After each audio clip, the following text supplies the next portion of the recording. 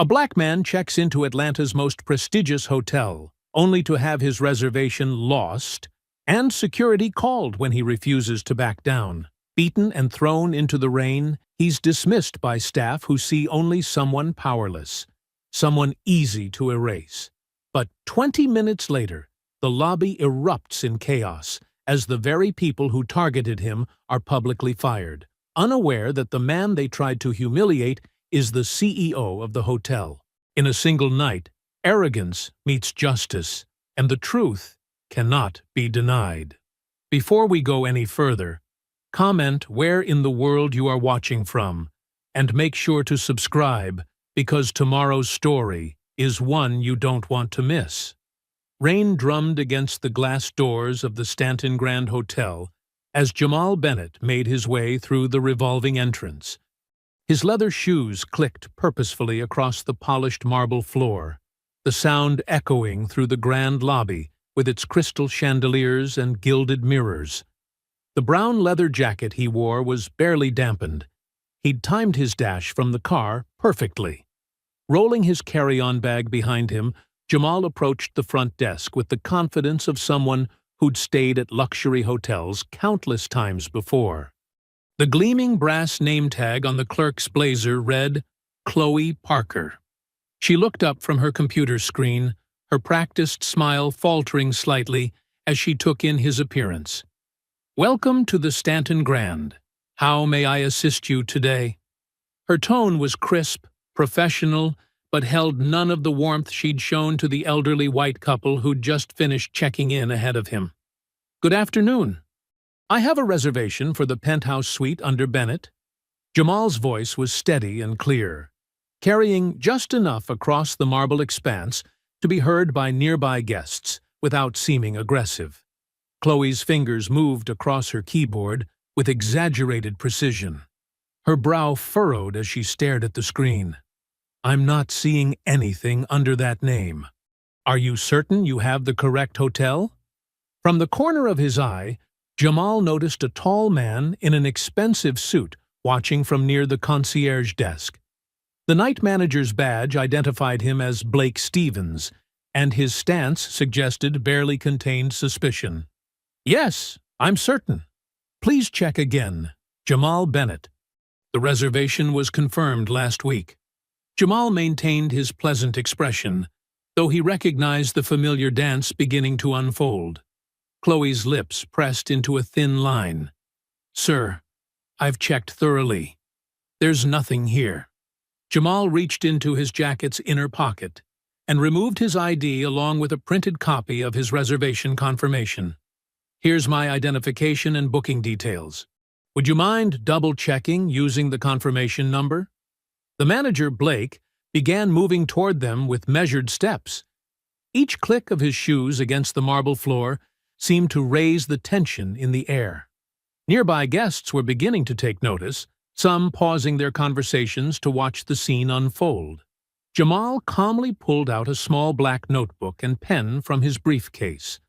"While you're verifying that, could you please provide me with your full name and employee number? Standard procedure, I'm sure you understand." Chloe's professional mask slipped further. "Sir, that won't be necessary. As I've stated, there's no reservation." "Actually, it is necessary," Jamal replied, his voice remaining steady as he began writing. "I'd also like a copy of the hotel's guest policies and the name of your general manager." Blake inserted himself into the conversation, positioning himself slightly in front of Chloe. "Is there a problem here?" "No problem at all," Jamal responded, turning a fresh page in his notebook. "I'm simply requesting verification of my reservation and following standard documentation procedures." "And you are?" "Blake Stevens, night manager." The words came out clipped and cold. "Sir, if you don't have a valid reservation, I'll have to ask you to leave." Jamal continued writing, his pen moving smoothly across the paper. "Mr. Stevens, I understand protocol. I'm simply requesting proper verification of my booking and documentation of this interaction. Would you mind spelling your last name for my records?" Several guests had stopped pretending not to watch. A young couple near the elevator whispered to each other, while an older businessman frowned disapprovingly at the staff's behavior. "This is private property," Blake said, his voice dropping to a harsh whisper. "We have the right to refuse service." "Of course you do," Jamal agreed pleasantly, still writing.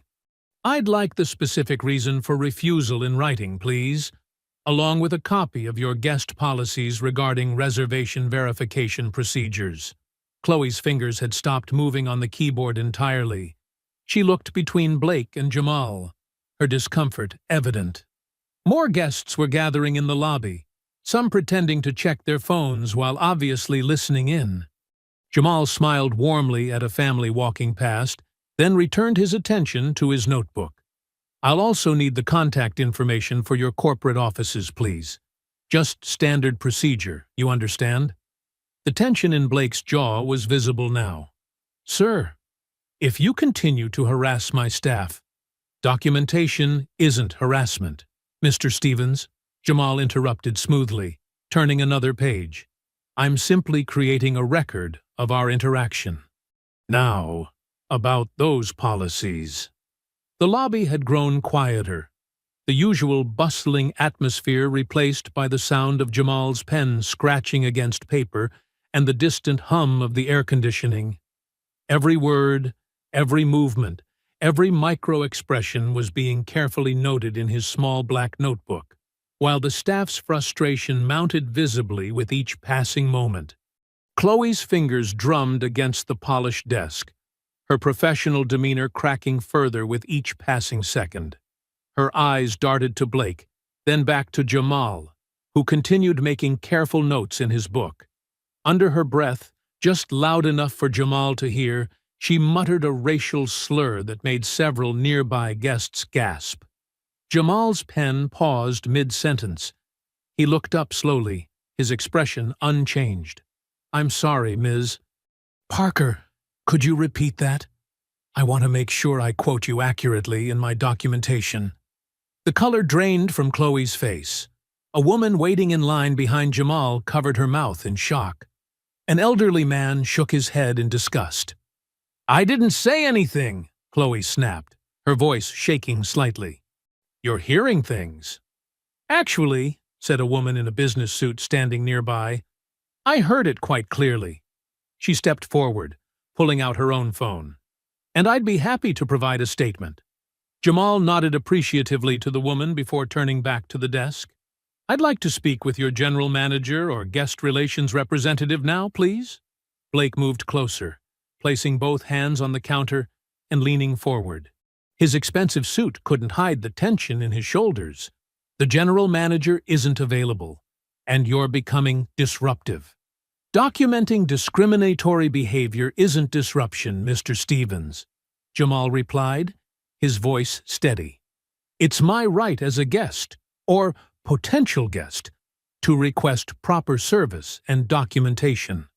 Blake's hand moved to his lapel, pressing a small button. Within moments, 3 security guards appeared from different corners of the lobby. Hank Murphy, the head of security, led the group, his former police officer's stance obvious in his rigid posture. Troy and Lester flanked him, both moving with practiced intimidation. The lobby grew quieter as the guards approached. Phones appeared in guests' hands, some openly recording now. A young mother pulled her children closer to her side, watching with worried eyes. "Is there a problem here?" Hank asked, his hand resting casually on his belt near his taser. "No problem," Jamal answered before Blake could speak. "I'm simply requesting verification of my reservation and proper documentation of this interaction." He turned a fresh page in his notebook. "And you gentlemen are..." Hank's jaw tightened. "Head of Security Murphy. These are Officers Troy and Lester. Sir, if you're not a registered guest, you need to leave." "I'm attempting to verify my registration now," Jamal said calmly, noting down their names. "As I've been explaining to Mr. Stevens and Ms. Parker, I have a confirmed reservation that they seem unable to locate." I'm simply requesting they follow standard procedure to resolve this situation. The security guards positioned themselves in a wall beside Jamal, their presence impossible to ignore. Troy shifted his weight, making his heavy boots squeak against the marble floor. Lester crossed his arms, his security badge catching the light from the chandeliers above. Once again, Jamal continued, his voice carrying clearly across the now silent lobby, I'm requesting that you double-check my reservation under Bennett, Jamal Bennett. I'm also requesting written documentation of any reason for service refusal, along with copies of relevant guest policies. Blake and Chloe exchanged looks, their mockery barely concealed. Chloe's lips curled into a smirk as she deliberately pushed her keyboard away. Sir, as we've stated, there's nothing here for you. The crowd in the lobby had grown. Business travelers paused with their luggage, phones discreetly recording. Hotel staff hovered at the edges of the scene, some looking uncomfortable, others watching with obvious concern. Mr. Murphy, Jamal said, addressing the head of security while continuing to write, I'd like to confirm that you're aware I'm simply requesting standard customer service and documentation. Nothing more, nothing less. Hank shifted his stance, moving slightly closer. Sir, when hotel staff asks you to leave, I understand property rights, Jamal interrupted smoothly. I also understand discrimination laws. Now, would you mind spelling your last name for my records? The tension in the lobby was palpable. A bellhop dropped a bag, the thud echoing through the space like a thunderclap. Someone's child asked, too loudly, Mommy, why are those men being mean to that guy? Blake's face had turned an interesting shade of red. This is your final warning. Leave now, or what, Mr. Stevens? Jamal asked, his pen never stopping its steady documentation. Please, be specific. I want to quote you accurately. More phones appeared among the gathered crowd. A businessman in an expensive suit stepped forward, clearly about to intervene. The security guards adjusted their positions, creating an even tighter wall around Jamal, who continued writing in his notebook with deliberate calm. I'm still waiting for verification of my reservation, Jamal said clearly, his voice carrying to every corner of the hushed lobby. And I'm still requesting fair, documented service. That's all. The tension in the lobby crackled like static before a storm. Hank Murphy's boots squeaked against the marble floor as he took another step toward Jamal. Troy and Lester moved in sync, creating a triangle around their target. The crowd held its collective breath, phones raised high, capturing every moment. Last chance, Hank growled, his hand now gripping his belt. Put the notebook away and leave. Jamal kept writing, his pen steady despite the growing threat. I'm documenting your names and actions, gentlemen. Please maintain a professional distance. A vein pulsed in Hank's temple. Without warning, he lunged forward, shoving Jamal hard in the chest. The notebook slipped from Jamal's hands, skidding across the polished floor. Several guests gasped. A woman's voice called out, "Leave him alone!" "Don't make this worse than it needs to be," Jamal said, raising his hands in a peaceful gesture. "We can handle this properly." Hank grabbed Jamal's left arm, twisting it behind his back. The brown leather of Jamal's jacket creaked under the strain. Troy moved in from the right, reaching for Jamal's other arm. But Jamal wasn't helpless. As Troy grabbed him, Jamal planted his feet and drove his elbow back, catching Troy square in the chest. The guard stumbled backward, arms windmilling, and crashed into an elegant side table. Crystal champagne flutes exploded across the floor like delicate bombs. The sound of shattering glass echoed through the lobby. "Stop resisting!" Hank shouted, tightening his grip. Lester charged in, his fist driving deep into Jamal's stomach. The punch knocked the wind from Jamal's lungs. He doubled over, gasping, but refused to go down. Blake's voice cut through the chaos. Get him out! Any means necessary. He's trespassing and violent. More guests were filming now.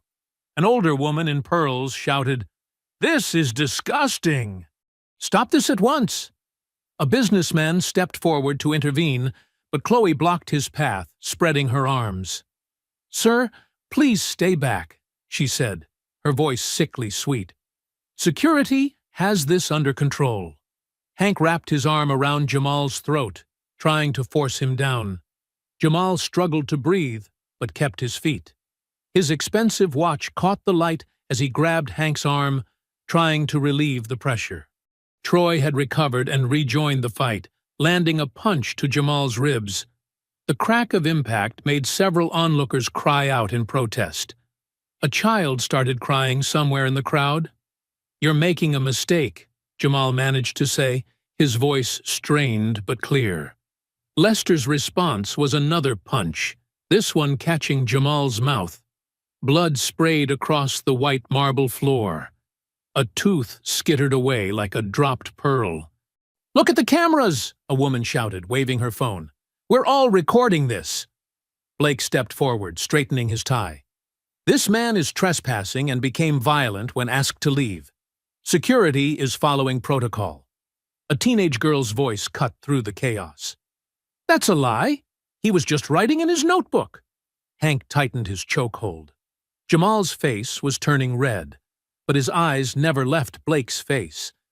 Even now, being beaten and choked, something in his expression made Blake step back. The crowd parted, a mix of horror and outrage on their faces. Phones followed Jamal's journey, recording every grunt, every drop of blood, every scuff mark left on the floor. "You won't get away with this," someone called out. Chloe's laugh was sharp and nervous. "He's the one who'll be in trouble. Did you see him attack our security?" But the crowd had seen everything. They'd seen the notebook, the calm requests, the first shove. Their phones had captured it all. Jamal's feet found purchase on the floor one last time. Despite the blood, despite the chokehold, despite the pain clearly written across his face, he managed to stand straight. His torn jacket hung from his shoulders like battle damage, but his dignity remained intact. "Remember this moment," he said, his voice carrying across the lobby. Blood stained his teeth, but his words were clear. Lightning flashed across the sky as he turned away from the hotel, limping toward the payphone he could see glowing at the corner. Each step sent fresh waves of pain through his body, but he refused to show weakness. His shoes squelched with water, his clothes hung heavy and wet, but his spine remained straight. The payphone stood like a beacon in the rain, promising connection, promising revenge. Jamal's fingers trembled as he reached for it, blood and rain dripping from his split lip onto the metal surface. The rain drummed against the payphone booth as Jamal's trembling fingers dialed the familiar number. Blood from his split lip dripped onto the keypad, mixing with rainwater. His ribs screamed in protest as he leaned against the scratched plastic wall, waiting for the connection. "Valerie Kim speaking," came the crisp, professional voice. "It's time," Jamal said, his words slightly slurred from his swollen lip. "Are we ready?" There was a brief pause, then the sound of papers shuffling. "All documents are signed and filed. The acquisition was completed an hour ago. You officially own the parent company and all its properties, including the Stanton Grand." Her voice hardened. "What happened? You sound injured." "They showed their true colors," Jamal replied, touching his split lip gingerly. "Send the team. Now. Already dispatching them. The lawyers are 5 minutes out. Our security detail is closer." Valerie's typing echoed through the line. "Should I call medical?" "No time. Just get them here." Jamal hung up, stepping back into the downpour. He used the reflection in a nearby store window to assess the damage. His face was a mess of blood and bruises, his expensive suit ruined. The brown leather jacket, a gift from his mother, hung in tatters. Using rainwater and his handkerchief, he cleaned his face as best he could, straightened his tie, and smoothed back his wet hair. Two black SUVs screeched around the corner, followed by a sleek town car. They pulled up to the curb where Jamal waited, their headlights cutting through the rain. Professional security personnel emerged first, all wearing dark suits and earpieces, a stark contrast to the thugs inside. Marcus, the head of Jamal's new security team, approached with an umbrella. "Sir, are you all right?" His eyes narrowed at Jamal's injuries. "I'm fine," Jamal said, standing straighter despite the pain. "Let's finish this." The town car's door opened, and 3 lawyers stepped out, carrying leather briefcases. They flanked Jamal as he marched toward the hotel entrance, a formation of justice approaching its target. Through the revolving doors, Jamal strode into the lobby he'd been dragged from minutes before. Guests gasped at his return, phones rising again to record. Blake and Chloe stood frozen behind the desk, their smug expressions melting into confusion at the sight of the professional entourage. Hank moved to intercept them, hand reaching for his baton. "I thought we told you." Marcus stepped forward, his security team spreading out. "Touch him, and you'll be charged with assault." His voice was ice-cold, professional. "Stand down."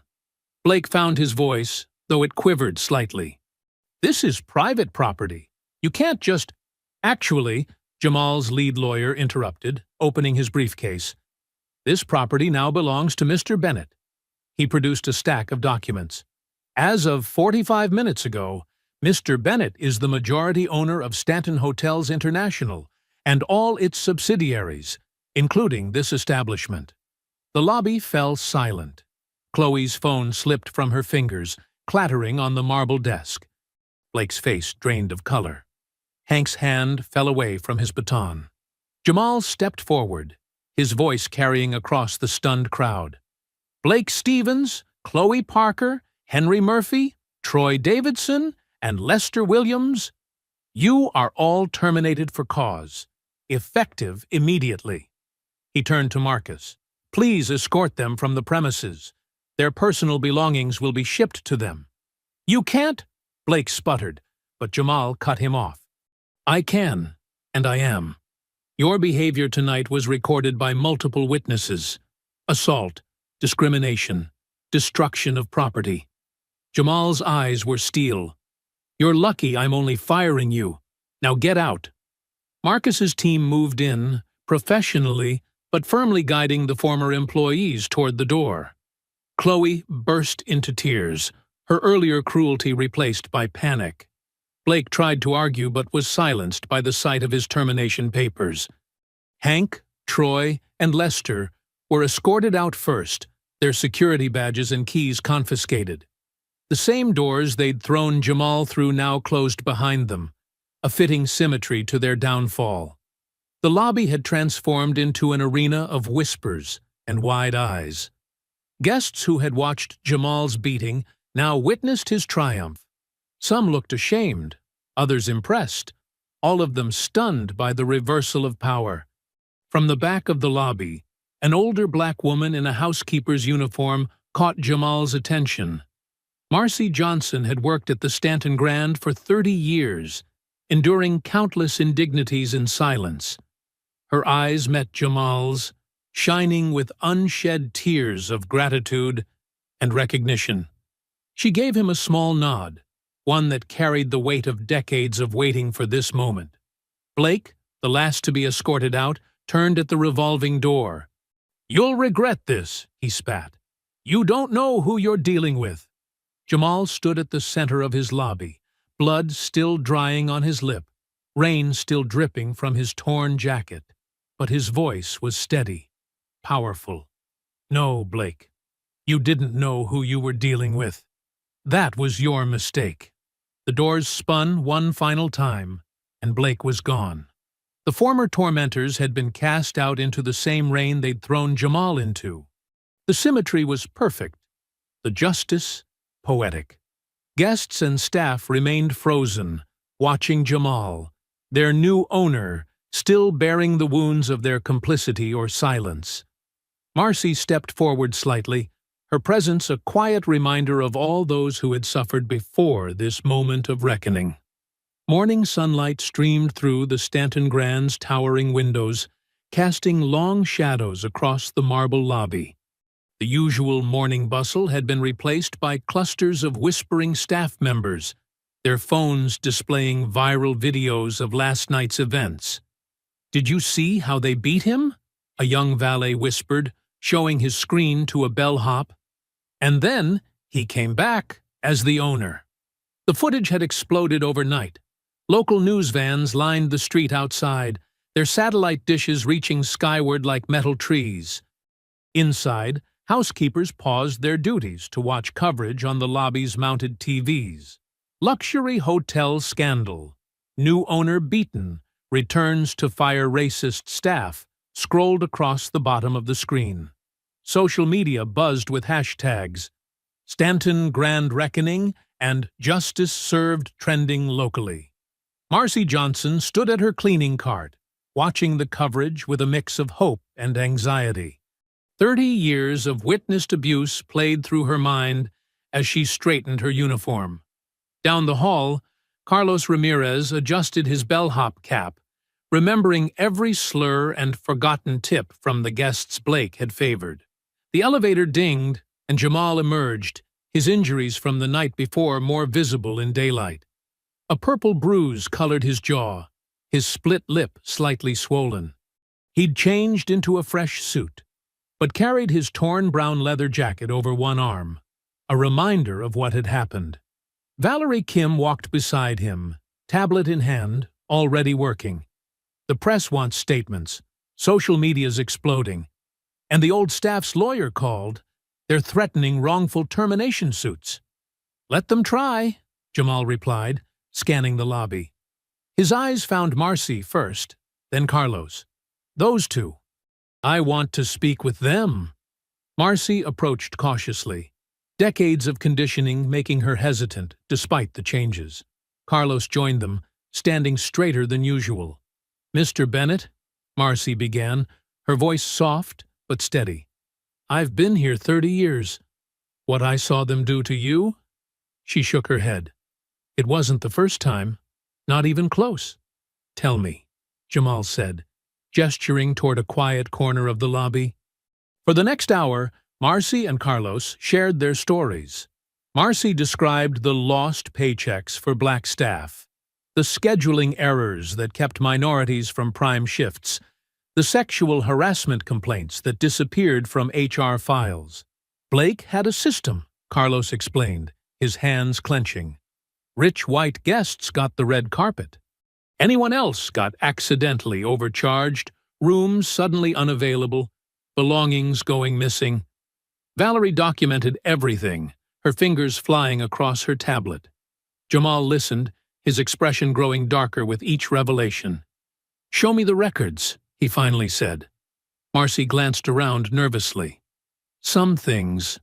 I kept copies, just in case, hidden in the supply closet.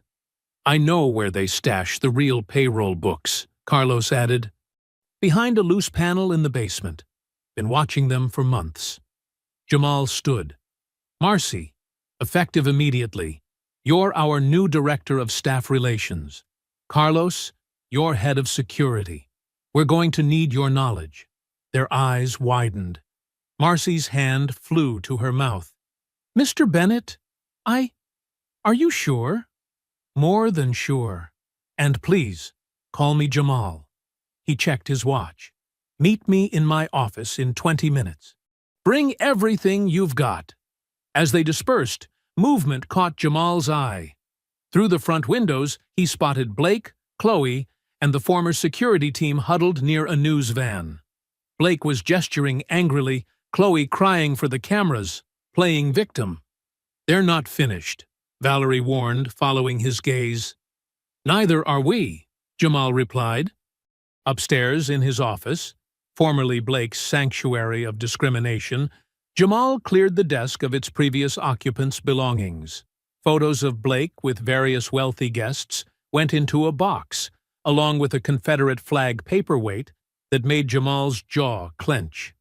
Marcy arrived first, carrying a worn shoebox full of carefully dated notes and photographs. "Been keeping these since '95, she explained, laying out faded papers. "Every incident, every slur, every accident that wasn't really an accident." Carlos appeared next, struggling under the weight of 3 ledger books.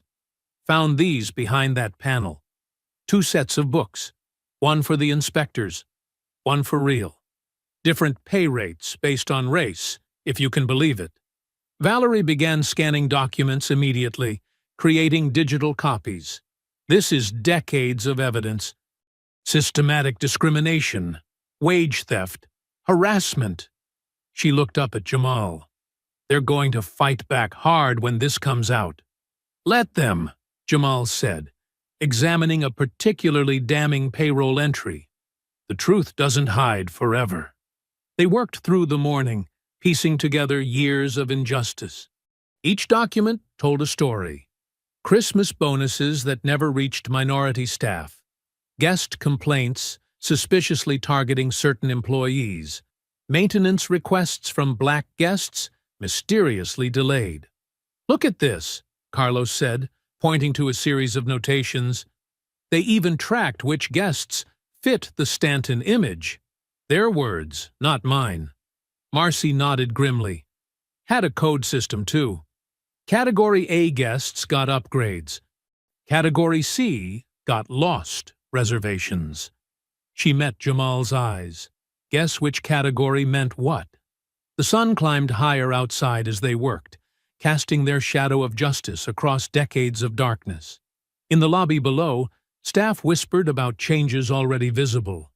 Marcy in professional clothes instead of her uniform, Carlos directing security instead of carrying bags. A new day had dawned at the Stanton Grand, and with it, the promise of long-overdue change. Twilight settled over Atlanta as a black Mercedes pulled up to the Piedmont Club, its tinted windows reflecting the warm glow of gas lamps. Chester Rawlins stepped out, his silver hair immaculate, Italian leather shoes clicking against cobblestones. The doorman nodded deferentially, recognizing the man who'd been a fixture of Atlanta's elite for 4 decades. Inside, the private dining room smelled of aged leather and Cuban cigars. The Whisper Circle, 12 of Atlanta's most influential businessmen, sat around a mahogany table, their faces illuminated by crystal chandeliers. Ice clinked in tumblers of bourbon as Chester took his seat at the head of the table. "Gentlemen," Chester began, his voice carrying the smooth authority of old money, "we have a situation at the Stanton Grand." He loosened his tie slightly, the only visible sign of his fury. "Some upstart thinks he can waltz in and change the natural order of things." Felix Morrison, Chester's right-hand man, distributed tablets showing the viral videos of Jamal's confrontation and triumphant return. The men watched, their expressions darkening. "This Bennett character," Chester continued, "bought the hotel through shell companies, slipped right past our radar." He took a measured sip of bourbon. "Now he's firing good people, our people, and promoting the help above their station." William Blackwood, a media mogul, cleared his throat. "My stations can spin this, paint him as an aggressive outsider, maybe suggest some criminal connections." He smiled thinly. "Amazing what selective editing can do." "Already handled," Felix interjected, tapping his tablet. "I've got edited footage ready to go. Shows Bennett attacking security unprovoked, makes him look unhinged." The screen displayed carefully cropped clips, removing the guard's initial assault. Chester nodded approvingly. "Good, but we need more pressure. Richard, your construction unions. I want picket lines by morning. Marcus, your restaurants need to cancel their contracts with the hotel kitchen." The men scribbled notes, decades of backroom dealings making this familiar territory. They'd crushed other outsiders before, maintaining their grip on Atlanta's business community through a careful balance of public pressure and private threats. "What about legal angles?" asked James Patterson, senior partner at the city's largest law firm. "We could file harassment suits on behalf of the fired employees, tie him up in court, drain his resources." Chester's eyes glinted. "Do it. And make sure Judge Thompson gets the cases. He owes me several favors." He turned to Felix. "I want everything on Bennett. Where he came from, who he knows, what skeletons he's hiding. Everyone has something to hide." Felix pulled out a preliminary report. "Already started, sir. He grew up poor in South Atlanta, worked his way through college, built a tech company, sold it for millions. Clean record, but—" He smiled coldly. "We'll find something. Everyone's got dirt. It's just a matter of how deep we need to dig." The room hummed with malicious energy as plans took shape. Harold Winston, who owned half the city's commercial real estate, proposed calling in loans on any business connected to Bennett. Thomas Green, head of the Chamber of Commerce, suggested a whisper campaign questioning the hotel's safety under new management. "Remember," Chester said, refilling glasses, "we're not just protecting the Stanton. This is about precedent. If Bennett succeeds, others will follow. Our way of life depends on maintaining proper boundaries." Murmurs of agreement circled the table. These men had spent generations building their power structure, and they wouldn't let it crumble without a fight. As midnight approached, Chester stood by the window, watching the city lights. Felix joined him, tablet in hand. "First protesters will arrive at 7 a.m. We've got people from 3 different groups, some focusing on employee rights, others on hotel safety. Media's already booked." Through the glass, they could see the Stanton Grand's illuminated facade in the distance. Chester's reflection showed a hint of a sneer. "Make sure our people get good footage. Crying employees, angry customers, the works." "What about Marcy and Carlos?" Felix asked. "The ones Bennett promoted?" Chester's expression hardened. "Find their pressure points. Everyone has family, debts, secrets. Make them regret choosing the wrong side." The other members began gathering their coats, plans set in motion. Each had their role: media manipulation, legal harassment, economic pressure, and social ostracism. It was a playbook they'd refined over decades of maintaining control. "One more thing," Chester called out as they prepared to leave. "Anyone doing business with Bennett or the hotel is doing business with none of us. Make that very clear to your contacts." The men nodded grimly. In Atlanta's business community, such threats carried weight. Contracts would be canceled, partnerships dissolved, doors closed. As the room emptied, Chester remained at the window, Felix at his side. "Sir," Felix said quietly, "what if we can't find anything on Bennett?" Chester turned, his face cast in shadow. "Then we create something. I didn't spend 40 years building this city's proper order to watch it destroyed by some outsider with delusions of equality." Outside, the first hints of dawn began creeping over Atlanta's skyline. In a few hours, the carefully orchestrated chaos would begin at the Stanton Grand's doors. Chester Rollins allowed himself a small smile, confident in the power of the system he'd helped build. Felix checked his phone one last time. "First wave of protesters is mobilizing, sir. They'll be in position before the morning news crews arrive." Dawn crept over Atlanta, painting the Stanton Grand's marble facade in soft pink light. Jamal stood at his penthouse window, phone in hand, watching the growing crowd below. Signs bobbed in the morning air. "Save our jobs," "Dangerous management," and worse. Some with racial slurs barely concealed in clever wordplay. His phone buzzed. Another news alert. The Atlanta Business Chronicle's headline glared up at him. "Hostile takeover at historic hotel. Staff alleges violence, discrimination." He scrolled through the article, jaw tightening at the carefully edited security footage showing only his defensive moves. None of the guard's initial assault. A knock at the door interrupted his thoughts. Valerie entered, already immaculate in her charcoal suit, despite the early hour. Her arms were full of newspapers and tablets. "It's bad," she said, spreading the morning papers across his desk. "They're running coordinated stories across all major outlets. The fired staff gave interviews claiming wrongful termination. They're painting you as an aggressive outsider who bought his way in to settle personal scores." Jamal picked up the Atlanta Journal-Constitution.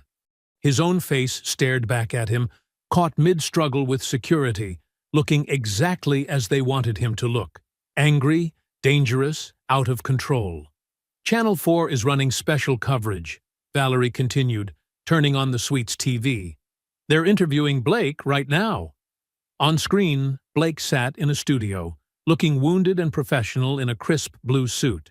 "I tried to de-escalate the situation," he was saying, voice thick with fake emotion. "But Mr. Bennett became aggressive.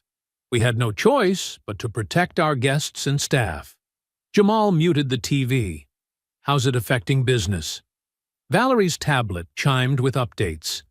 3 corporate clients canceled their conference bookings. The restaurant suppliers are threatening to pull out. And, she hesitated, some of the board members are calling for an emergency meeting. They're worried about the hotel's reputation. A text message lit up Jamal's phone. "Carlos, the new head bellman. Sir, protesters are blocking staff entrance. Marcy and other minority workers getting harassed. Get security to escort our people in through the garage," Jamal ordered, already moving toward the door. "And call legal. I want to know who's funding these protesters." They rode the elevator down to the lobby, where the morning shift was trying to maintain normalcy despite the chaos outside. Through the revolving doors, news vans lined the street, their satellite dishes reaching toward the brightening sky. The hotel's restaurant was half empty, regular breakfast customers apparently scared away by the crowd. A few guests huddled over coffee, watching the protests through the windows with uncertain expressions. "Board meeting in 30 minutes, Valerie reminded him, checking her watch. "They've called in remotely from their offices, probably afraid to cross the picket line." Jamal straightened his tie, squaring his shoulders. "Pull up our revenue projections, staff satisfaction surveys from the last 5 years, and any documentation of complaints under the old management. They want to talk numbers? Let's talk numbers." They headed to the conference room, passing the front desk where new staff worked diligently, trying to ignore the chants from outside. A young black receptionist looked up nervously as they passed. Jamal gave her an encouraging nod. The conference room's screen flickered to life, showing 12 faces in their separate windows. The hotel's board of directors. Most wore carefully neutral expressions, but a few couldn't hide their hostility. Mr. Bennett, Douglas Wheeler, the board chairman, began without preamble. "We're deeply concerned about recent events. The hotel's reputation is finally matching reality," Jamal interrupted smoothly. "I've spent my first day uncovering systematic discrimination, wage theft, and abuse. Would you like to see the numbers?" Valerie projected spreadsheets showing years of discrepancies in pay between white and minority staff, documented incidents of harassment swept under the rug, and guest complaints that mysteriously vanished when they involved certain preferred customers. "This is inflammatory," protested Margaret Whitmore, her pearls gleaming through the video feed. "We've always maintained the highest standards." "Of oppression," Jamal finished, "but that's changing. Now, if you'll excuse me, I need to ensure our staff can safely enter their workplace." He stood, but Wheeler's voice cut through. "Mr. Bennett, if you continue this crusade, we may need to reevaluate your position." "Reevaluate all you want," Jamal replied calmly. "I own controlling interest. You can't remove me without cause, and I have documentation of every decision." Leaving the board members sputtering, he headed for his office. Marcy was waiting outside, her usual confident posture slightly wilted. "Mr. Bennett," she said quietly, glancing around. "Got a minute?" Inside his office, Marcy pulled a worn leather ledger from her bag. "Been keeping records for 20 years, she explained, opening it to reveal neat columns of dates, incidents, and names. Wage theft, discrimination, times they made us work off the clock. Got more hidden away, too. Photos, security footage they thought they deleted, letters from fired workers." Jamal leafed through the pages, each one a carefully documented testament to years of abuse. "This is exactly what we need, Marcy. Why didn't you come forward before?" She gave him a knowing look. Who would have listened? But now, she patted the ledger. "Now, maybe someone will hear us." Through the window, they could still hear the protesters, but their chants seemed less threatening now. Jamal carefully closed the ledger, this small book of secrets that might help turn the tide. The basement of the Stanton Grand Hotel felt like stepping into another era. Jamal led the way down the narrow concrete stairs, his phone's flashlight beam cutting through decades of dust. Behind him, Marcy clutched her ledger close, while Carlos and Valerie followed with their own lights. "Watch that third step," Marcy warned, her voice echoing slightly. "It's been loose since I started here 20 years ago." The air grew thicker as they descended, heavy with the musty smell of old paper and forgotten secrets. At the bottom, a maze of metal shelving stretched into the shadows, packed with boxes, files, and equipment from every decade of the hotel's history. "The old records should be in Section D," Marcy said, pointing left. "That's where they kept everything before computers. Mr. Harrison, he was manager back in the 90s. He was paranoid about keeping paper copies." They split up, each taking a row. Jamal's leather shoes left prints in the dust as he moved between shelves, examining faded labels. The beam of his light caught something, a box marked Personnel, Confidential, 1985-1995. "Over here," he called. The others gathered around as he lifted the lid. Inside, hundreds of personnel files lay in neat rows, many marked with red stamps. "Terminated," or "Special handling required." Valerie pulled out a stack, her face grim in the artificial light. "Look at these termination reasons. Attitude problems, guest complaints, failure to maintain standards, but only in files for minority staff." Carlos whistled softly, opening another box. "Check this out." He held up a yellowed envelope, thick with cash. More envelopes filled the box, each dated and labeled with initials. "Hush money?" "Keep looking," Jamal urged, moving deeper into the archive. His light swept across old furniture, broken luggage, and finally, a massive metal file cabinet, its surface scarred but solid. A heavy padlock secured the drawers. "That's it," Marcy breathed. "The special cabinet. Only managers had access. They'd go down here late at night sometimes, when they thought no one was watching." Carlos examined the lock. "It's electronic, probably from the early 2000s. Should be a keypad hidden somewhere." His fingers found a small panel that slid aside, revealing numbered buttons. "Any ideas on the code?" Marcy flipped through her ledger. "Try 1928. That's when the hotel opened." "Nothing." "Wait," Valerie said. "The old security system used the hotel's tax ID number. Maybe—" She punched in 6 digits. The lock clicked open. Inside, the drawers were packed with more envelopes, but also photographs, written statements, and small notebooks filled with dates and dollar amounts. Jamal picked up one notebook, its pages covered in neat handwriting, detailing payments to police, judges, and city officials. "This goes way beyond discrimination," Valerie murmured, photographing pages with her phone. "This is systematic corruption." A distant rumble made them all look up. "Just the subway," Carlos assured them. "But there's something else we should check. Follow me." He led them through a narrow passage to a small room, humming with old computer equipment. Dust-covered servers lined the walls, their status lights still blinking after all these years. "The old security system," Carlos explained. "They upgraded the cameras upstairs, but never bothered to clear these drives. Everything's still here, every hallway, every office, every backroom conversation they thought was private." Valerie's eyes lit up. "How far back?" "At least 5 years, maybe more." Carlos tapped a few keys on an ancient keyboard. Screens flickered to life, showing timestamp after timestamp of archived footage. "We'll need to take these," Jamal decided. "Can you get them out safely?" Carlos nodded, already disconnecting drives. "They're just standard hard drives in a fancy case. I can have them running in Valerie's office in an hour." They worked quickly, carefully removing the drives while Marcy and Jamal gathered the most damning papers from the filing cabinet. The basement's silence felt heavier now, as if the weight of all these secrets was pressing down on them. Valerie checked her watch. "Almost midnight. We should go before the night shift gets suspicious."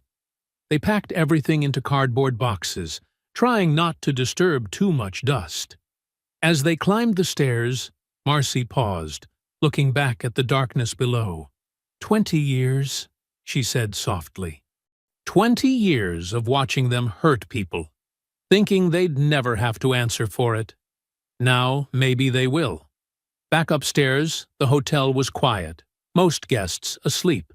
A few late-night workers nodded to Jamal as they passed, carrying their boxes toward Valerie's office.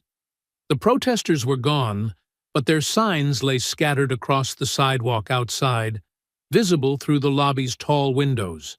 Valerie's office was a corner space on the mezzanine level, modern and efficient like its occupant. She cleared space on her desk while Carlos set up the drives, connecting them to her computer system. "This will take time," she said, watching file names scroll across her screen. "Days, maybe weeks to go through everything. But if what we saw downstairs is any indication—" "Take as long as you need," Jamal replied. "Do it right. Document everything." He looked at his small team, Valerie intent at her computer, Carlos checking connections, Marcy still holding her precious ledger. They thought they buried their secrets so deep no one would ever find them. They were wrong.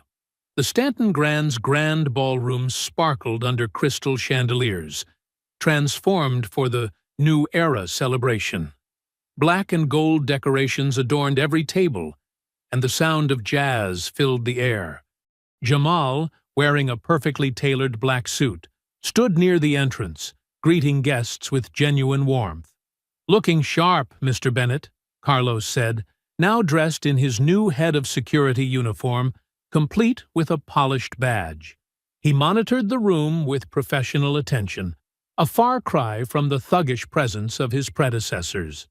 Marcy, elegant in a deep purple dress, directed her newly promoted staff with quiet confidence. She'd helped organize the event, insisting on highlighting long-ignored employees. Photos of staff members, past and present, lined the walls, telling stories of dedication, despite decades of discrimination. Local news crews positioned their cameras as Atlanta's black business leaders mingled with hotel employees. The Atlanta Journal-Constitution reporter, Sandra Chen, approached Jamal with her notebook ready. "Mr. Bennett, how does it feel seeing such transformation in just a few days?" she asked, gesturing to the diverse crowd. Jamal smiled, watching Valerie guide a group of journalists through the hotel's new initiatives. "This isn't transformation. It's recognition. These people were always here, always excellent. They just needed someone to see them." The evening progressed like a dream. Kitchen staff received standing ovations for their years of service. Housekeepers were honored with plaques and bonuses. Even some white employees who'd stood against the old regime were recognized for their courage.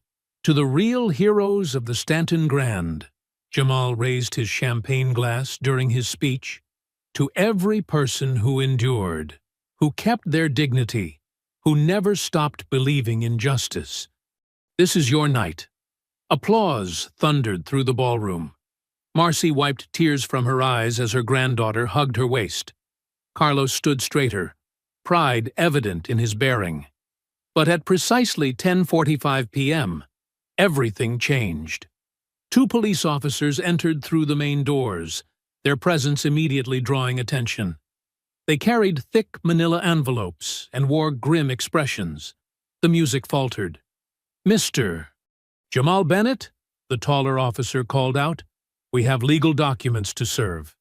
The room fell silent as Jamal accepted the envelope. As he read, his face remained carefully neutral, but his hands tightened on the papers. Valerie appeared at his side, reading over his shoulder. Her sharp intake of breath told the crowd everything they needed to know.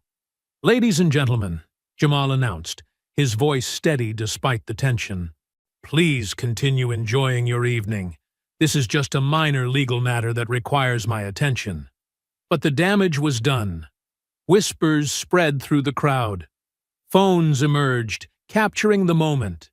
Sandra Chen was already typing furiously on her laptop. In the corner, board member Richard Whitman's phone buzzed. He opened an email, his face paling as he read. He quickly showed it to other board members who huddled together, shooting concerned glances at Jamal. The lawsuit, filed by Chester Rollins and his Whisper Circle, alleged systematic discrimination against white employees and illegal corporate takeover practices. It demanded immediate injunctive relief, in other words, Jamal's removal. Valerie pulled Jamal aside, speaking in urgent whispers. "The timing's not coincidental. They waited until we were most visible, most vulnerable." "Mr. Bennett?" Richard Whitman approached, his face ashen. "The board requires an emergency meeting. Now." The ballroom's celebration dissolved into chaos. Guests began leaving in groups, phones pressed to their ears. News crews repositioned for better angles of the drama. Marcy gathered her staff close, trying to maintain calm. In the boardroom, the atmosphere was thick with tension. Board members passed around printed copies of an anonymous letter, allegedly showing Jamal had bribed city officials to fast-track his takeover. The letterhead was perfect, the signatures convincing. "This is obviously fake," Jamal stated firmly. "Part of their smear campaign." "We can't take that chance," Whitman replied. "The publicity alone could destroy us. The board has voted. You're suspended pending full investigation." Jamal stood, straightening his jacket. "You're playing right into their hands." "Security will escort you out," another board member said softly, unable to meet Jamal's eyes. "Please don't make this harder than it needs to be." The walk through the hotel felt endless. Interim security guards, hastily hired by the board, flanked Jamal as he moved toward his penthouse to collect his things. Staff members watched from doorways and behind desks, many crying quietly. Carlos had been ordered to stand down, his promotion already reversed. He stood at attention, jaw clenched, as Jamal passed. Marcy pressed her hands together, a prayer or perhaps a gesture of helplessness. In the penthouse, Jamal packed quickly, his movements mechanical. Through the floor-to-ceiling windows, he could see news vans arriving, their lights creating a carnival atmosphere in the street below. "Your car is waiting in the garage," one of the guards said, almost apologetically. Jamal took one last look at the room, at the view of Atlanta he'd fought so hard to claim. Then, surrounded by strangers wearing security uniforms, he walked toward the service elevator, his footsteps echoing in the sudden, terrible silence. The porch light cast a warm glow as Jamal's car pulled into his mother's driveway. The modest one-story house, with its well-tended flower beds and white trim, stood peaceful against the darkening sky. Jamal sat in the driver's seat for a moment, gathering strength before grabbing his small suitcase from the passenger seat. His mother, Margaret Bennett, opened the front door before he reached it. She wore a floral housecoat and had her silver hair wrapped in a silk scarf. Her eyes took in his exhausted posture, the slight limp from his earlier beating, and the defeat written across his face. "Baby," she said softly, opening her arms. Jamal stepped into her embrace, letting his suitcase thump onto the porch. He towered over her small frame, but somehow she made him feel like a child again. Safe, protected, understood. "Come on in," she said, picking up his suitcase before he could stop her. "I've got dinner keeping warm." The house smelled like childhood. Cornbread and collard greens, with something sweet baking in the oven. Jamal followed his mother through the familiar living room, past photographs marking decades of family history. There he was at 5 years old, grinning with missing front teeth. His high school graduation, college, his first corporate job. "Sit," Margaret commanded, pointing to the kitchen table. She'd already set 2 places with her good plates, the ones with tiny blue flowers around the edges. "You need to eat something." Jamal sank into the wooden chair, his body aching. "Mama, you didn't have to." "Hush now," she interrupted, bringing over a plate piled with comfort food. A mother knows when her child needs taking care of. They ate in companionable silence for a few minutes. Margaret watched her son pick at his food, noting how his hands trembled slightly. Finally, she set down her fork. "I saw the news," she said quietly. "Those people at that hotel, they're just like the ones your daddy and I dealt with back in the day. Think they can beat us down, make us give up." Jamal pushed a piece of cornbread around his plate. "It's different now, Mama. They're smarter about it. No white hoods or burning crosses, just lawyers and fake evidence and media manipulation." "Same devil, different suit," Margaret replied firmly. "But you listen to me, Jamal Bennett. You remember what you told me when you were 12 years old? After those boys at school tried to make you eat dirt?" Jamal's lips twitched in a small smile. "I remember." "Tell me again," she insisted. "I said I'd never beg anybody to treat me like a human being," Jamal recited. "That I'd rather stand alone than kneel to bullies." Margaret reached across the table and squeezed his hand. "That's my boy. And look at you now, CEO, owner of companies, changing lives. Those people at the hotel, they're scared of you. That's why they're fighting so dirty." "They took everything, Mama," Jamal said, his voice rough. "The hotel, my reputation." "They took nothing you can't get back," Margaret corrected. "Your daddy used to say, the truth is like cream. It always rises to the top. You've got good people on your side. That nice lady Marcy called here earlier, checking on you. And that young man, Carlos." Jamal straightened slightly. "They called here?" "Mm-hmm. Said they had something important to show you. They're coming by in the morning." Margaret stood and went to the oven, pulling out a sweet potato pie. "Now, you're going to eat some pie, take a hot shower, and get some sleep in your old room. Tomorrow's a new day." Later that night, Jamal lay in his childhood bed, staring at the ceiling where glow-in-the-dark stars still clung after 20 years. His mother's words echoed in his mind, mixing with memories of his father's quiet strength and determination. Sleep came easier than he'd expected. Morning arrived with the smell of coffee and bacon. Jamal had just finished helping his mother clear the breakfast dishes when a knock came at the door. Marcy stood on the porch, elegant even in casual clothes, clutching a thick folder. Behind her, Carlos balanced a battered laptop and several flash drives. "Mr. Bennett," Marcy said, then corrected herself. "Jamal, we've been going through everything." Margaret ushered them into the kitchen, immediately offering coffee and remaining pie. "You all sit down and do what you need to do. I'll be in my garden if you need anything." The kitchen table became a command center. Carlos opened the laptop while Marcy spread out documents from her folder.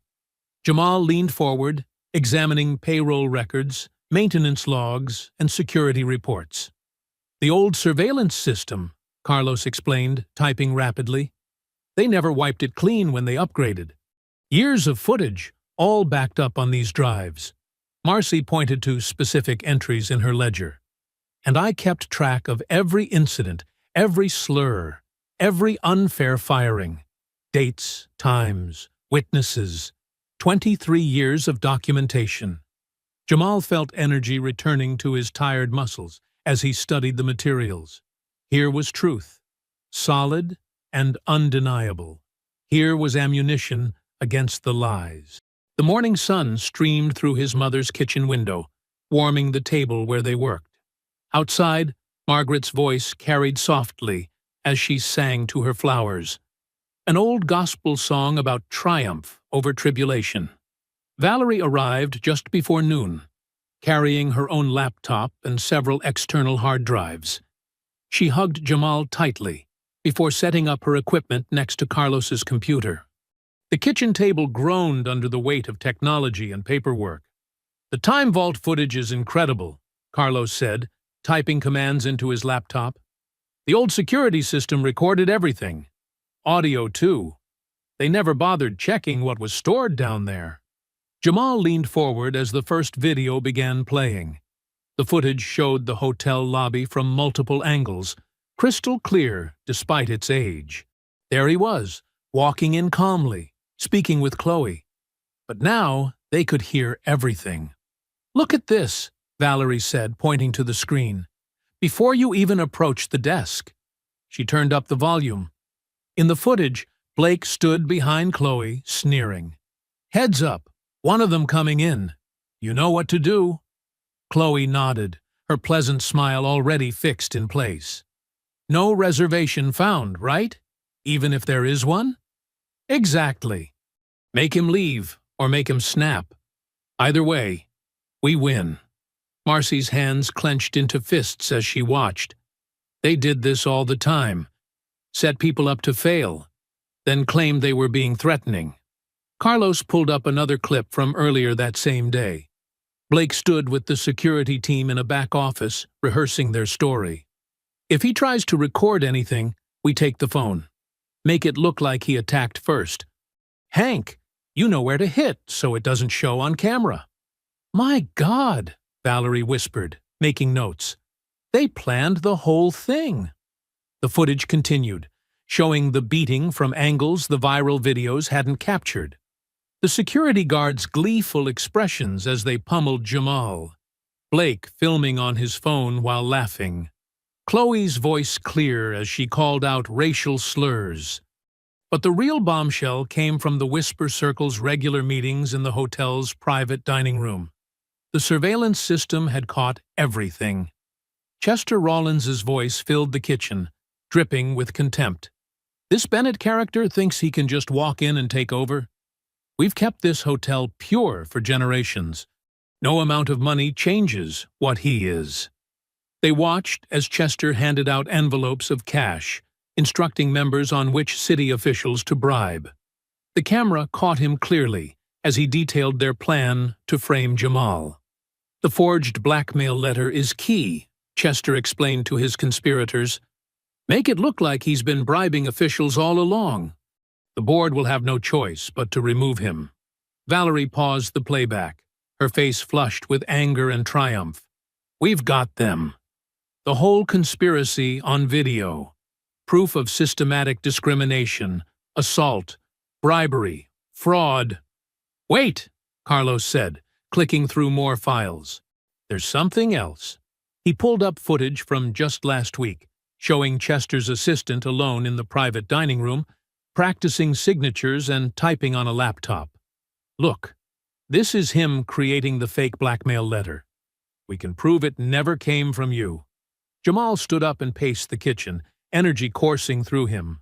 "How many years of footage do we have?" "At least 5 years of continuous recording," Carlos replied. "Plus scattered older clips going back almost 15 years. Marcy's records match up perfectly with what we're seeing." Marcy spread out her ledgers, pointing to specific entries. "Every incident, every slur, every unfair firing. I wrote it all down. Dates, times, witnesses. The footage confirms everything. Valerie was already making calls on her cell phone. "Sarah, it's Valerie, Kim. I need an urgent meeting with your DOJ team." "Yes, today, if possible. We have extensive evidence of civil rights violations, conspiracy, and financial crimes at the Stanton Grand Hotel." She listened for a moment, then covered the phone. "They can meet us in 2 hours. We need to organize this footage. Make it presentable." "I'll start downloading everything to secure drives," Carlos said, fingers flying over his keyboard. "Multiple copies, backed up to cloud storage too. They can't bury this." Jamal nodded, his mind racing with strategy. "Valerie, call our PR team too. We need to plan the rollout carefully. Maximum impact, but completely legal and transparent." "Already on it," she replied, sending rapid texts. "I'm thinking we hold our evidence until the board meeting. Let them try to formalize your removal, then hit them with everything at once." "The press will eat this alive," Carlos added, grinning. "Rich white businessmen caught on camera plotting against a black owner. Actual footage of them planning assault and discrimination. It's a perfect storm." Margaret appeared in the doorway, carrying a tray of sandwiches and fresh lemonade. She took in the scene, the intense faces, the damning footage, her son's renewed energy. "Told you the truth would rise up," she said softly, setting down the tray. "Now you all eat something. Can't fight devils on an empty stomach." Valerie finished her call and immediately started another. "Jason, get the legal team ready. We're going to need injunctions, civil suits, and criminal referrals. Yes, all of it. Trust me. We have more than enough evidence." They worked through lunch, organizing the footage into clear categories: discrimination, conspiracy, assault, financial crimes. Each clip was labeled and time-stamped, matched with Marcy's detailed records. The truth, hidden for so long in the hotel's basement, was finally coming to light. The Stanton Grand's largest conference room buzzed with tension. Morning sunlight streamed through tall windows, illuminating rows of leather chairs filled with board members, local media, and Chester Rawlins's associates. Their expensive suits and carefully arranged expressions couldn't hide their eagerness for what they assumed would be Jamal's final humiliation. Chester sat near the front, radiating smug confidence. He checked his gold watch and whispered to his lawyer, both men chuckling. Behind them, a cluster of federal agents stood quietly by the wall, their presence drawing nervous glances from several Whisper Circle members. Police officers flanked the doors, stone-faced and alert. Local news cameras whirred, their red lights blinking as reporters whispered into microphones, setting the scene for their viewers. Board Chairman William Hayes cleared his throat. "This emergency session will come to order. We're here to address serious allegations against Mr. Jamal Bennett and formalize." The double doors swung open. Jamal strode in, wearing his signature brown leather jacket, now perfectly restored. Valerie walked beside him, carrying a sleek laptop and several folders. Behind them came Marcy, her gray hair neat beneath a small hat, and Carlos, who had traded his bellhop uniform for a crisp suit. Last came Cynthia Reynolds, the former white manager, her face pale but determined. Chester's smile flickered as he saw Cynthia. He hadn't expected her to show up.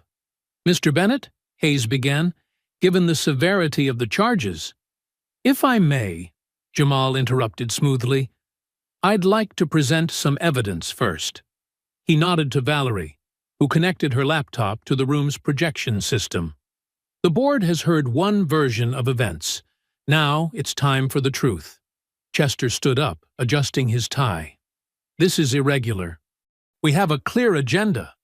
"Sit down, Mr. Rawlins," one of the federal agents called out. Chester's face reddened, but he complied. The room darkened. On the massive screen, crystal-clear security footage began to play. The audience watched in growing horror as the scene unfolded. Blake and Chloe plotting to refuse Jamal's check-in, security guards rehearsing their attack, the brutal assault itself captured from multiple angles.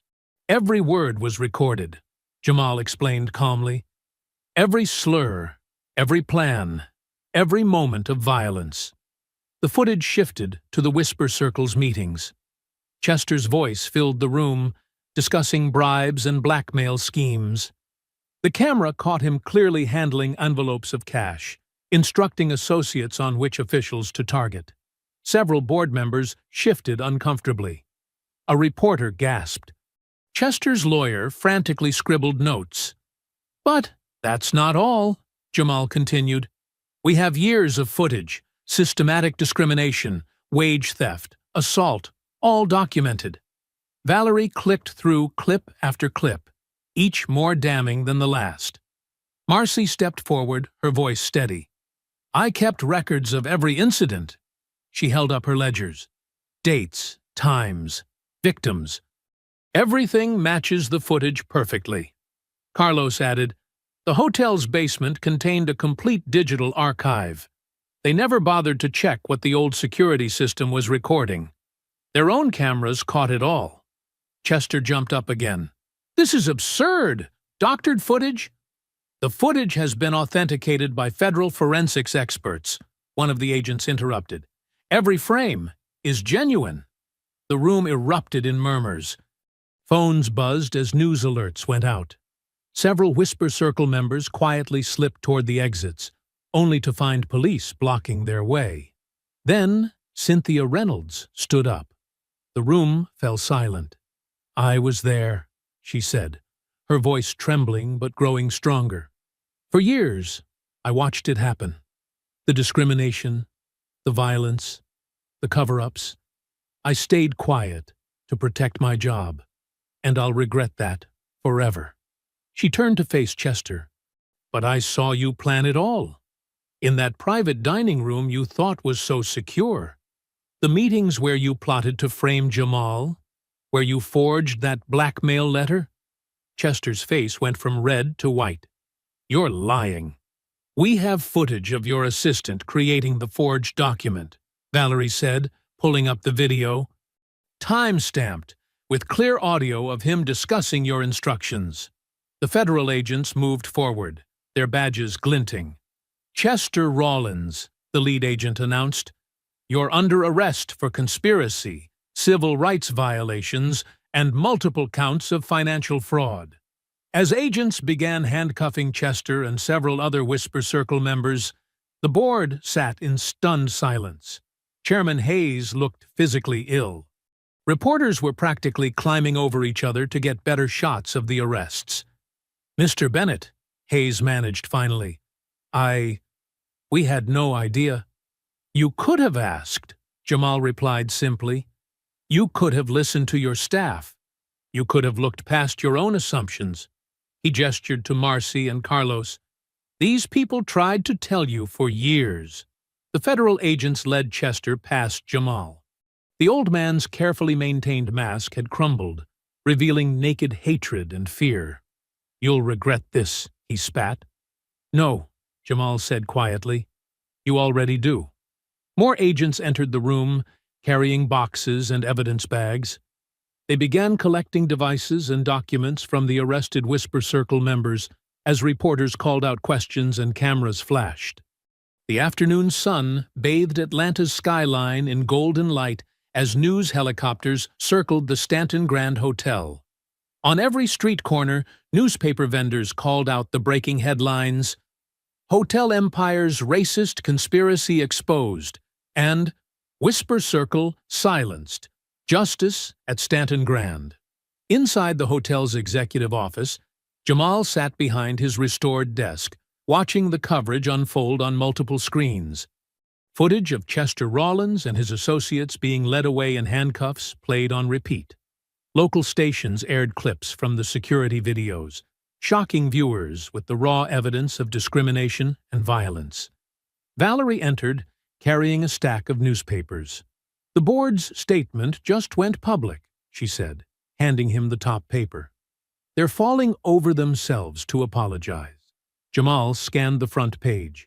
The board's mea culpa was prominently featured, along with their unanimous vote to reinstate him as CEO with expanded authority over hotel operations, hiring practices, and policy implementation. They had no choice, Marcy commented from her seat by the window. She'd changed into a smart business suit, befitting her new role as Director of Staff Relations. The evidence was too overwhelming to ignore. Carlos knocked and entered, now wearing the sleek black uniform of Head of Security. "Mr. Bennett, the police just confirmed. Blake and Chloe are in custody. They're facing multiple charges, including civil rights violations and filing false police reports." "What about Hank and his crew?" Jamal asked. "All three have been charged with assault," Carlos replied. "The Security Industry Association has already revoked their licenses. They won't work in hospitality again." Cynthia arrived next, carrying a thick binder labeled Whistleblower Protection Protocols. Her hands still trembled slightly, but her voice was steady. "The legal team approved all our new reporting procedures. We're ready to implement them immediately." Jamal stood, gathering his team around the large conference table. "Let's review the announcement for this evening. Everything needs to be perfect." They spent the next hour fine-tuning the details of Jamal's major policy changes. The new equity initiatives would ensure fair hiring practices and promotion opportunities. The diversity training program would be mandatory for all staff, with regular refresher courses. Most importantly, the Marcy Johnson Scholarship Fund would provide educational support for employees' children. "I still can't believe you named it after me," Marcy said softly, touching the fund's proposal document. "Who better?" Jamal smiled. "You kept those records all those years, never losing hope that someday someone would listen." A knock interrupted them. A young staff member entered, looking nervous but excited. "Sir, the lobby is filling up. Press is here, and community leaders are arriving." Jamal checked his watch. Time to make it official. He straightened his jacket and headed for the elevator, his team falling in step behind him. The lobby had been transformed. Gone were the stuffy old portraits of previous owners, replaced by a diverse array of artwork celebrating Atlanta's rich cultural heritage. Staff members, wearing new uniforms designed without the old colonial styling, moved confidently through the crowd. Television cameras tracked Jamal's descent down the grand staircase. Reporters called out questions, but he waited until he reached the podium that had been set up near the front desk, the same spot where he'd been assaulted just days before. "Good evening," he began, his voice carrying clearly through the packed lobby. "Today marks more than just a change in leadership at the Stanton Grand. It represents a fundamental shift in how we define luxury and service." He gestured to his team, who stood proudly behind him. These individuals showed extraordinary courage in the face of systemic injustice. They refused to be silenced. Their testimony and evidence didn't just expose corruption. It proved that change is possible when we stand together. Jamal outlined the new policies. Each announcement met with applause. When he revealed the scholarship fund, Marcy dabbed at her eyes with a handkerchief as the crowd gave her a standing ovation. "The old guard believed they owned more than this building," Jamal continued. "They thought they owned the right to determine who belongs here. Today, we reclaim this space for everyone who was ever made to feel unwelcome, who was ever told they didn't deserve to be here." Cameras flashed as he held up the new hotel charter, with its explicit protections for staff and guests. "The Stanton Grand will stand as a beacon of justice and dignity for all. This is not just a hotel. It's a promise that the days of whispered discrimination and hidden violence are over." In the crowd, several former employees who had suffered under the old regime openly wept. Community leaders nodded in approval. Even some of the board members, still shaken by the day's revelations, appeared moved by the transformation they witnessed. Carlos leaned over to Marcy and whispered, "Look at their faces. They never thought they'd see this day.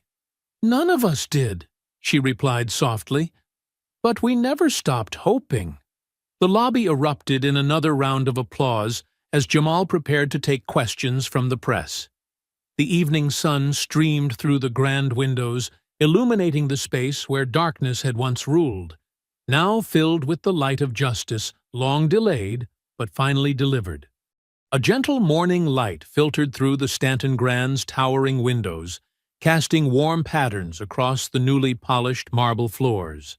The lobby hummed with activity, but it was different now, a natural, comfortable energy that made everyone feel welcome.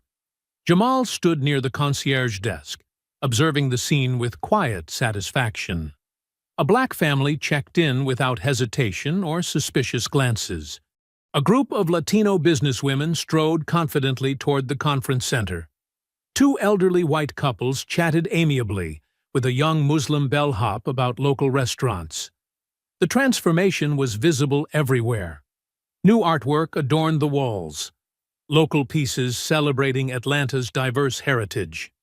The staff uniforms had been redesigned, dropping the colonial-style elements for clean, professional lines that respected every body type and cultural preference. "Good morning, Mr. Bennett," called Maria, one of the housekeeping supervisors Marcy had promoted. She pushed her cart with pride, her name tag prominently displayed, no longer forced to remain invisible. "Morning, Maria. How's your son doing with those college applications? Thanks to the scholarship fund, he's already been accepted to 3 schools." Her eyes shone with joy. "I never thought." "That's exactly why we're here," Jamal smiled, touching her shoulder gently. The front desk area, once a site of humiliation, now operated with transparent efficiency. Carlos had installed new security cameras with clear sight lines, ensuring every interaction was documented. The guest rights policy was prominently displayed in multiple languages. Jamal noticed an elderly woman struggling with her rolling suitcase near the entrance. Without hesitation, he walked over, his brown leather jacket, now a symbol of his victory, catching the morning light. "May I help you with that, ma'am?" he offered, already reaching for the handle. The woman, who reminded him of his mother, beamed. "Oh, thank you, young man. These wheels aren't what they used to be." "Neither was this hotel," Jamal replied with a gentle laugh. "But we fixed that too." As he helped her to the check-in desk, he caught sight of the new portrait wall. Where stern-faced old owners once glowered, now hung photographs of current staff members. Marcy's dignified smile shone from the center, flanked by Carlos's confident stance and Cynthia's determined gaze. Each photo told a story of resilience and change. "Mr. Bennett!" Carlos called out, approaching with a group of tourism officials. "The committee wanted to see our new security protocols in action." Jamal handed the elderly guest's luggage to a bellhop, ensuring she was comfortable before turning to the officials. "Perfect timing. We're particularly proud of our transparency initiatives." As he led the tour, showing off the new public monitoring stations and explaining the anti-discrimination safeguards, staff members went about their duties with newfound confidence. No one flinched when supervisors approached. No one lowered their voice to avoid attention. Near the grand staircase, Cynthia was conducting a training session with new hires. "Remember," she said clearly, "every guest complaint is logged and reviewed. No exceptions, no matter who's involved." The morning grew busier as a conference group arrived. Jamal watched with satisfaction as his team handled the surge flawlessly. Marcy appeared at his side, her new blazer marking her executive status. "Time for the staff photo," she reminded him. Everyone's gathering in the garden courtyard. The courtyard, once reserved for exclusive events, now hosted regular community gatherings. Staff members assembled, naturally mixing across departments and positions. Carlos adjusted his security chief's badge. Cynthia straightened her whistleblower committee pin.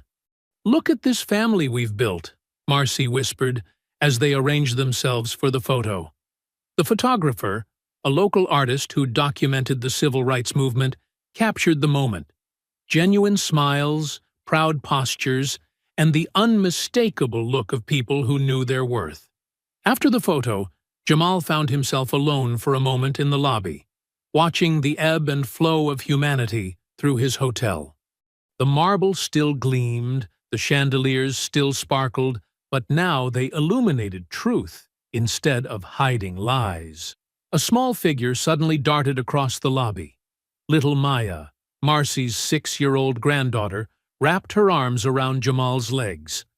"Uncle Jamal!" she exclaimed, a title she'd given him days after the victory. "Grandma says you made it so everyone can be happy here." Jamal knelt down to her level, seeing in her bright eyes the future they'd fought for. "Your grandma made it happen too. We all did, together." Maya hugged him properly now, her small arms fierce with love. "I'm gonna work here someday," she declared. "Just like Grandma. And you'll start at the top," Jamal promised, "not the bottom like she had to." The lobby's natural light seemed to grow warmer, embracing them all in its glow. Where darkness had once ruled, where violence had once erupted, where discrimination had once seemed permanent, now stood a testament to the power of refusing to back down. I hope you enjoyed that story. Please share it with your friends and subscribe so that you do not miss out on the next one. In the meantime, I have handpicked 2 stories for you that I think you will enjoy. Have a great day.